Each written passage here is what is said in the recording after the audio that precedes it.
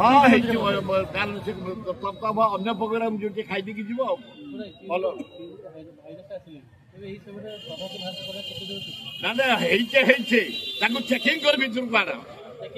କାହିଁକି ନା 8ଟା କେସ୍ ବାହାରିଲାଣି ଯିବାଣୁ ବାଙ୍ଗଲୋରରେ ବାହାରିଲାଣି ଗୁଜୁରାଟରେ ବାହାରିଲାଣି ଏରୋଡ୍ରୋମ ଚେକ୍ କର ଯୋଉମାନେ ନେଇଛନ୍ତି ଚାଇନା ଜାଣି ଶୁଣିକି ଛାଡ଼ିଛି କେମିତି ସଚ୍ଚା ନାଶ ହେଇଯାଉ ବିଶ୍ୱ ତେଣୁକରି ଆମେ ସଜାଗ ରହିବାକୁ ପଡ଼ିବ ନରେନ୍ଦ୍ର ମୋଦି ତମେ ଆଉଛ ଗଭର୍ଣ୍ଣମେଣ୍ଟ ଅଫ୍ ଇଣ୍ଡିଆ ଆସି ଚେକ୍ କରୁ ଏ ଜୀବାଣୁ ଅଛି ନା ନାହିଁ